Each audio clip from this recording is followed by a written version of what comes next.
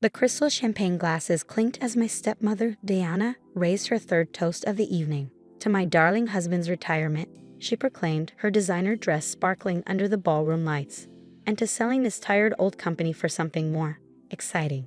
I watched my father's face fall slightly, though he tried to hide it behind a smile. Chen Manufacturing had been his life's work, built from nothing over 30 years. Now, at his own retirement party, he was watching his trophy wife of 5 years plan its dismantling. But Diana wasn't done. Her eyes found me across the crowded room, glittering with malice. Of course, some people thought they'd inherit this company, she said loudly, making sure everyone could hear. Poor little Alexandra, thinking Daddy would hand over a multi-million-dollar business to someone who can't even keep a relationship longer than 6 months. The room grew uncomfortably quiet. Several board members shifted awkwardly, while others pretended to be fascinated by their drinks. My father just stared at his shoes, saying nothing, as usual. It's for the best, really, Diana continued, her voice dripping with fake sympathy. Running a company requires maturity, experience, a proper family image. She patted her perfectly flat stomach meaningfully, a reminder of her recent announcement that she was trying to give my father a real heir. I felt my cheeks burn, but kept my face neutral. Let her have her moment. She had no idea what was coming. Would you like to say something, Alexandra? Diana asked sweetly. Perhaps congratulate your father on his retirement and his wise decision about the company's future. I stood slowly, smoothing my black blazer.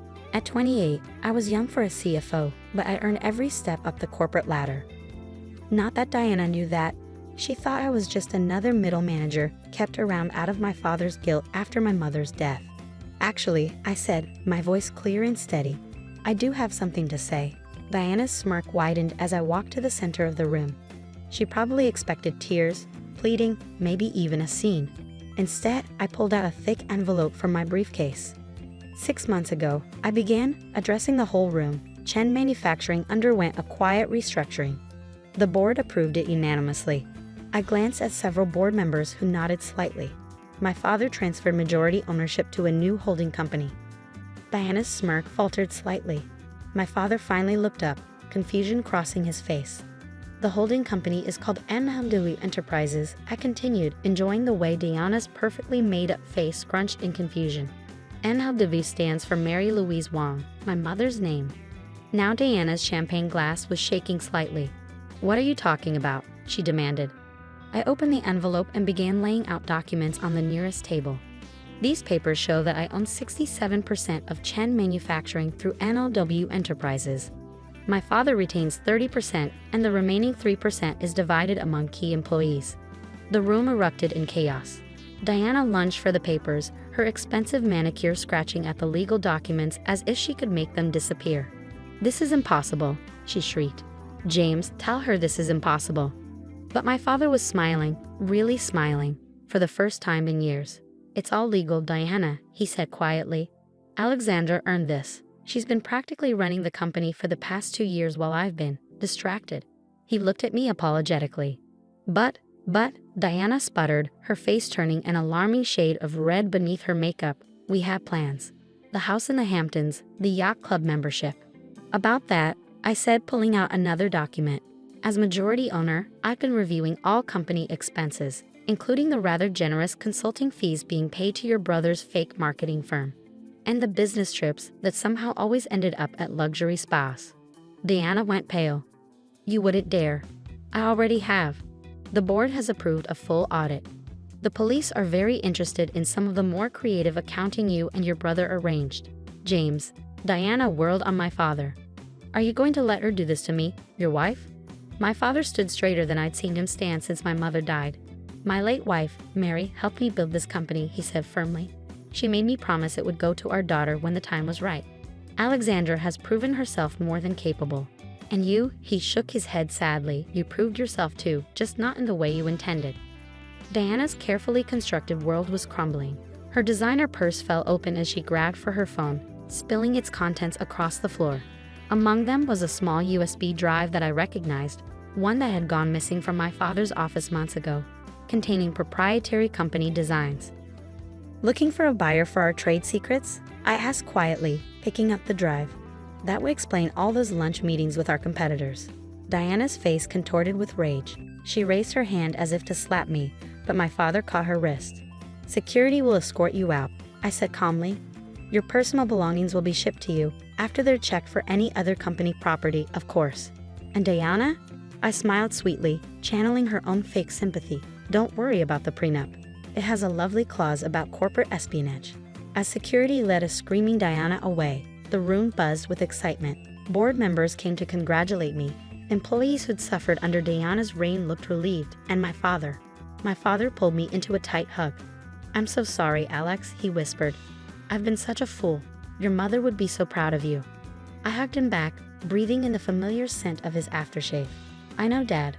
I know." But our moment of reconciliation was interrupted by an urgent call. Diana's brother had been caught trying to delete files from the company servers, and something told me this was just the beginning of the storm. I touched my mother's old wedding ring, which I wore on a chain around my neck. "Ready for this, Dad?" He squeezed my shoulder. "Lead the way, CEO." As we walked to the elevator, I could still hear Diana's shrieks from the lobby, but I wasn't worried. I'd learned from the best, my mother's business acumen, my father's innovation, and yes, even Diana's cutthroat ambition. They'd all taught me valuable lessons. Now it was time to show them exactly what those lessons had created. The morning after the retirement party, I arrived at Chen Manufacturing earlier than usual. The sun hadn't even risen, but I found my father already in his office, sorting through years of memories. "Couldn't sleep either?" I asked, helping him pack a framed photo of him and Mom at the company's grand opening. "Been thinking about your mother," he said softly. "She always said you had her business instincts. Watch out for that girl, she'd tell me. She'll outshine us both someday." Before I could respond, my phone buzzed. It was Marcus, our head of its security. "Ms. Chen, we have a situation. Multiple attempts to access our servers from unauthorized locations, and you need to see this." Within minutes, I was staring at my computer screen in disbelief. Someone had leaked confidential company emails to our biggest competitors. But these weren't just any emails. They were carefully selected to make it look like Chen Manufacturing had been engaging in corporate espionage. "Diana," I muttered. "She's trying to trigger an industry investigation." "That's not all," Marcus said grimly. "She's also leaked evidence suggesting your takeover was illegal. The press is already picking up the story." Right on cue, my phone exploded with notifications. "Tech Harris in hostile takeover scandal," read one headline. "Family drama threatens industry giant," declared another. Dad looked stricken. "Alex, I'm so sorry. If I hadn't brought Diana into our lives." "No, Dad," I cut him off. "This isn't your fault, but I know whose fault it is." I pressed the intercom. "Janet, call an emergency board meeting. And get me Victoria Chen on the line." "Your cousin the federal prosecutor?" Dad asked, surprised. I smiled grimly. Diana wanted to play dirty. Time to show her what that really means. The next few hours were chaos. Diana had gone on a morning news show, playing the part of the concerned wife perfectly. "I just want to protect my husband's legacy," she said tearfully. "Alexander's hostile takeover has devastated him. And now with these allegations of corporate espionage." But Diana had made one crucial mistake. In her rush to destroy me, she'd used the stolen USB drive to access company files, leaving a clear digital trail. "Got her," Marcus announced triumphantly. "Every unauthorized access, every leaked document, it all traces back to her brother's IP address." And he grinned. "We found something else. Emails between Diana and our biggest competitor, dating back months before she married your father." The pieces clicked into place. She targeted Dad from the beginning, I realized.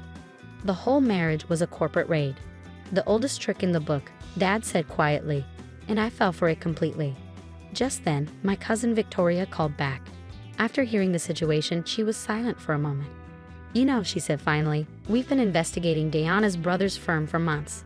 Tax fraud, money laundering, but we could never prove where the money was coming from. This could be exactly what we need." "Do it," I said firmly.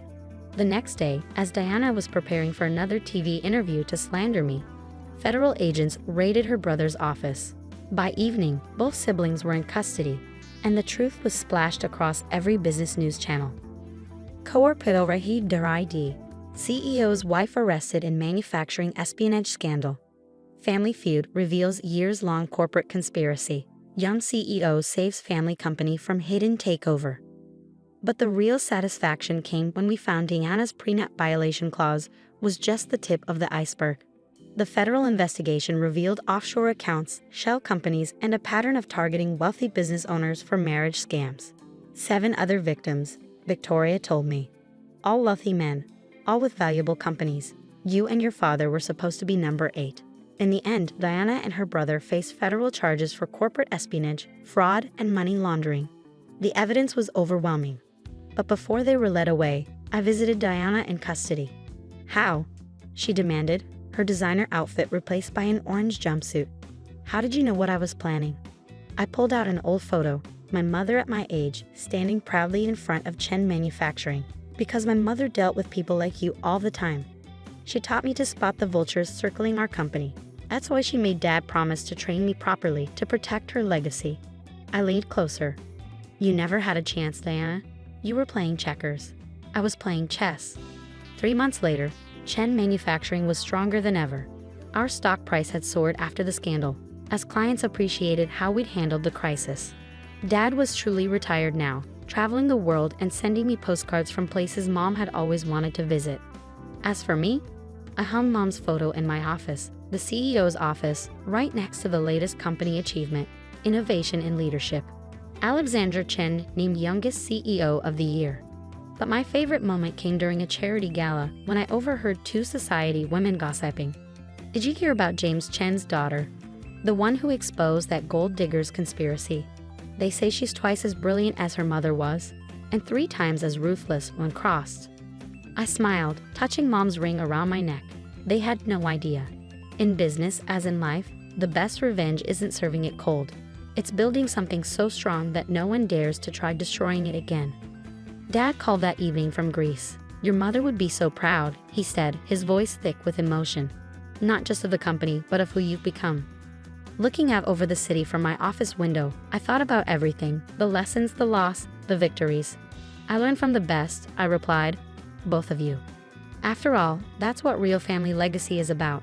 Not the money or the company, but the strength to protect what matters, the wisdom to spot true from false, and the courage to fight for what's yours. Diana had wanted to play games with our company. Instead, she'd helped make me exactly the CEO Chen Manufacturing needed, one who could spot a threat from a mile away and handle it with the perfect mix of grace and steel. Just like Mom.